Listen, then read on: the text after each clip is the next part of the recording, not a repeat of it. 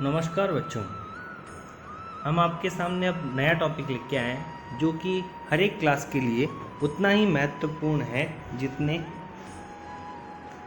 कि वर्णमाला टॉपिक आपके लिए महत्वपूर्ण था। इस टॉपिक में आप सीखेंगे 1 से लेकर के 100 तक की संख्या।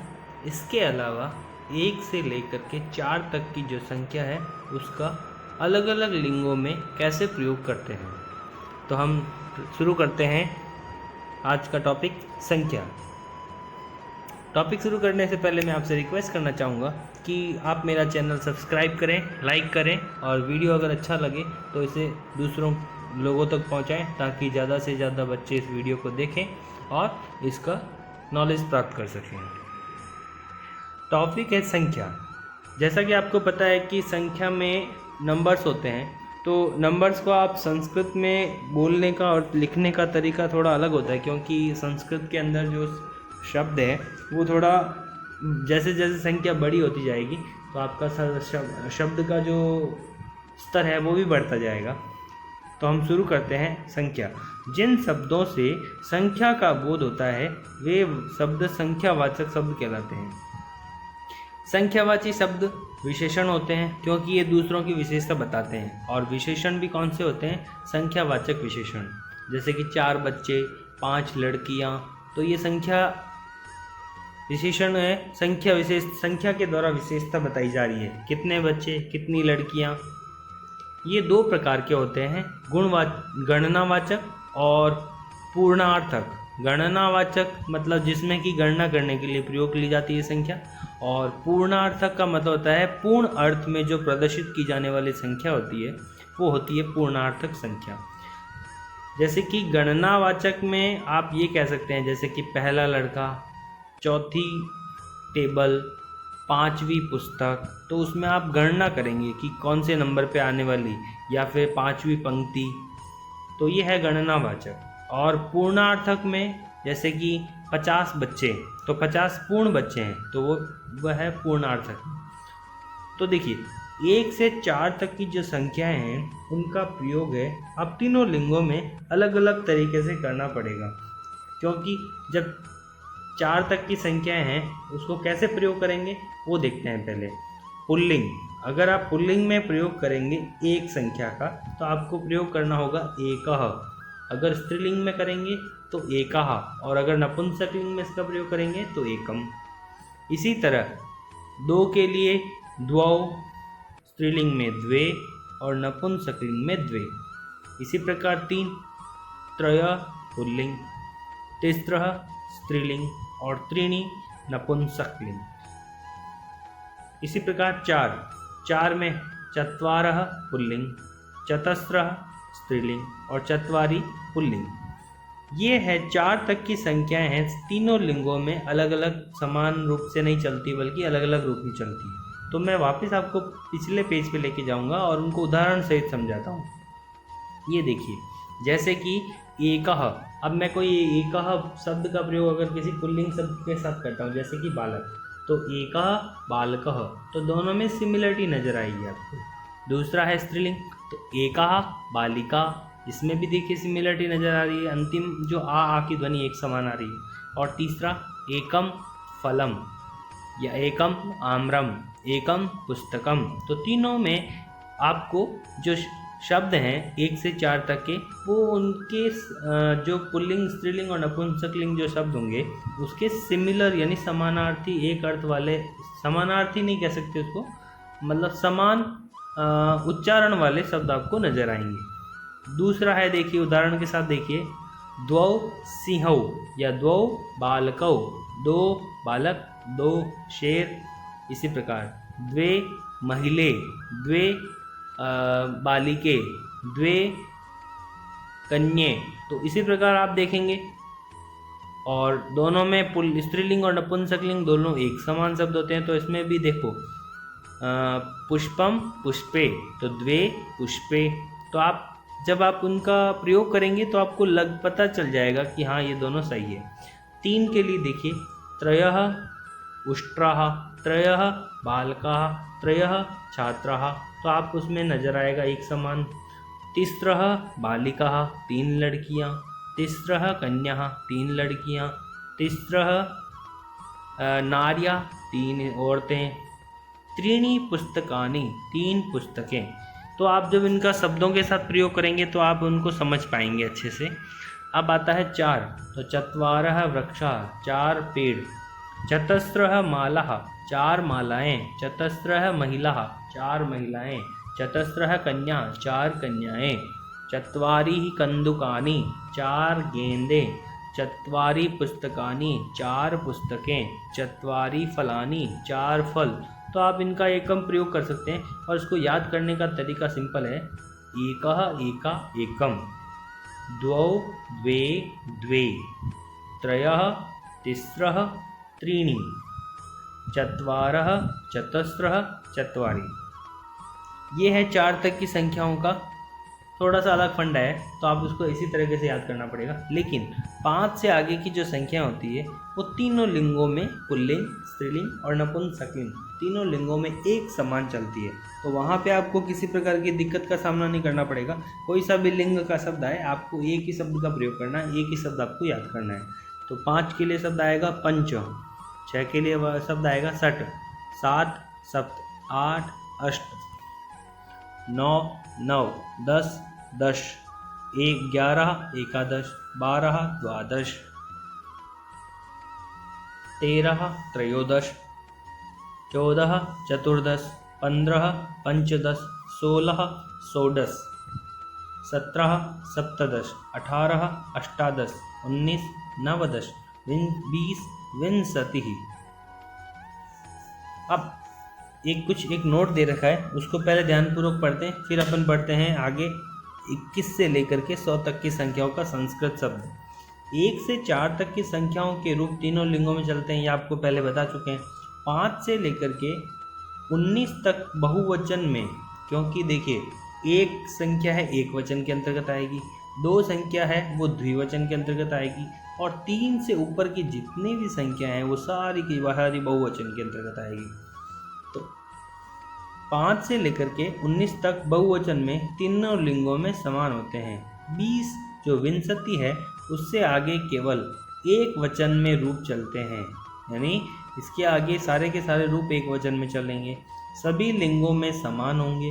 विंशति के रूप मति के एक समान चलते हैं। ये है 9th और 10th के लेवल की बात है, जब उनके शब्द रूप आ जाते हैं तो संख्यावाची शब्दों का प्रयोग करने के लिए इसका प्रयोग करना पड़ता है। तो कक्षा 6, 7, 8 के लिए इतना महत्वपूर्ण नहीं है, क्योंकि उनको केवल संख्या का ज्ञान होना चाहिए पहली बात तो आगे शब्दों को आगे संख्या पढ़ते हैं। 21 एकः विंशति, 22 द्वाविंशतिः, 23 त्रयोविंशतिः, 24 चतुर्विंशति, 25 पंचविंशति, 26 षड्विंशति, 27 सप्तविंशति, 28 अष्टाविंशति, 29 नवविंशतिः, 30 त्रिंशत्, 31 एकत्रिंशत्। अब आपको एक चीज़ याद रखनी है कि जो भी ये 30 से 40 से 50 से 60 से ठीक पहले वाले जो शब्द होंगे, यानी 9 की संख्या वाले जो भी शब्द आएंगे उनके लिए आप 2 शब्दों का प्रयोग कर सकते हैं। कैसे? जैसे 29 के लिए आप नवविंशति का तो प्रयोग सिंपल है, जो ऊपर से चला आ रहा है वैसे ही करना है। लेकिन एक शब्द और आता है जिसका प्रयोग करना मैं आपको सिखाता हूँ कि एकोन। एकोन का मतलब होता है एक ऊन, यानी एक कम। और एक कम किस में करेंगे? उससे ठीक आगे वाली संख्या में। जैसे कि मान लो अगर आपको 29 लिखना है तो 29 में से एक किस में कम करेंगे? 30 में। तो 30 में से जब आप एक कम करेंगे तो इसके लिए आप सिंपल सा शब्द यूज कर सकते हैं, एकोनत्रिंशत्, यानी 29। इसी प्रकार आगे वाली संख्याओं के लिए हम पढ़ते रहेंगे 39, 49, 49, 59, 69, 69, 89 और 99। तो अब आगे पढ़ते हैं 31, एकः त्रिंशत्, द्वात्रिंशत् 32, त्रयस्त्रिंशत् 33। ये एक ऐसा शब्द है जो अक्सर परीक्षा में पूछा जाता है। क्यों? क्योंकि इस शब्द को लिखने में बच्चे अक्सर गलती करते हैं। तो ज़्यादातर अध्यापक त्रयस्त्रिंशत् और 16, 16 इस प्रकार के शब्दों को ज़्यादा पूछते हैं। तो कुछ शब्द हैं वो आपको याद रखने, जैसे 33 त्रयस्त्रिंशत, 34 चतुस्त्रिंशत, इसमें यहाँ मिसप्रिंट है तो त के नीचे ऊ की मात्रा आनी चाहिए, चतुस्त्रिंशत, पंचत्रिंशत 35, षड्त्रिंशत 36, सप्तत्रिंशत 37, अष्टत्रिंशत 38, नवत्रिंशत 39। और इसके लिए एक नया शब्द आएगा, आगे वाली संख्या अगर 44 चत्वारिंशत 40 तो उसमें एक कोण एक कम कर दीजिए, तो एकोन चत्वारिंशत 39 और 40 के लिए चत्वारिंशत। आगे एक चत्वारिंशत 41, द्विचत्वारिंशत 42, त्रयश्चत्वारिंशत 43, ये भी एक अच्छा शब्द है। चतुश्चत्वारिंशत 44, ये भी अच्छा शब्द है। 45 पंचचत्वारिंशत 46, षट्चत्वारिंशत 47, सप्तचत्वारिंशत 48, अष्टचत्वारिंशत 49 या 49, नवचत्वारिंशत। इसके लिए आप एक शब्द का यूज़ कर सकते हैं जो आपको मैं शुरू बताता आ रहा हूँ, एकोन, और आगे वाले शब्द को जोड़ दीजिए 50, एकोन 50, 49 या 49 और 50 50, 51 एक 50, 52 द्वि-50, 53 त्रयस 50 भी हो सकता है, और अलग अलग करके लिखना चाहे तो विसर्ग लगा दीजिए, त्रयः 50, 54 चतुः 50, चतुष 50, 55 पंच 50, 56 षड 50, 57 सप्त 50, 58 अष्ट 50, 59 नव 50। इसके लिए एक शब्द आएगा दूसरा वाला, एकोन षष्ठी और 60 षष्ठी। इसी प्रकार आगे 61 एक षष्ठी, 62 द्विषष्ठी, 63 त्रयषष्ठी, 64 चतुष्षष्ठी या चतुष्षष्ठी, 65 पंचषष्ठी, 66 षटषष्ठी, 67 सप्तषष्ठी, 68 अष्टषष्ठी, 69 नवषष्ठी। दूसरा शब्द आएगा इसके लिए एकोन सप्तति,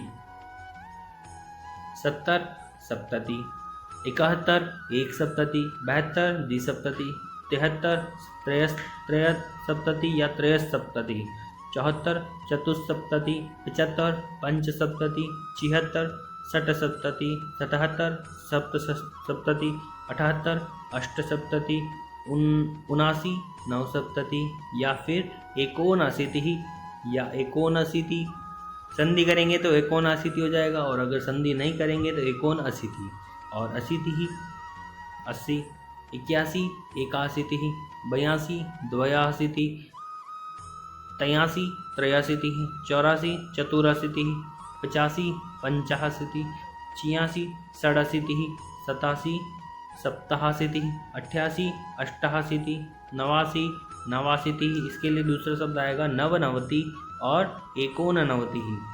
90 90, एक नवति 91, द्विनवति 92, त्रयोनवति 93, चतुर्नवति 94। ये भी एक अच्छा शब्द है, पूछने लायक है परीक्षा में, चतुर्नवति, क्योंकि न का न हो रहा है, क्योंकि र के बाद में न आने के कारण जो न है वो ण में बदल जाता है, तो चतुर्नवति।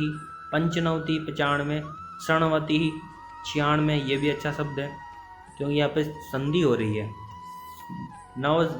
सप्तनवति 97, अष्टनवति 98, नवनवति 99 या फिर एकोनशतम, ये भी 99, और शतम 100।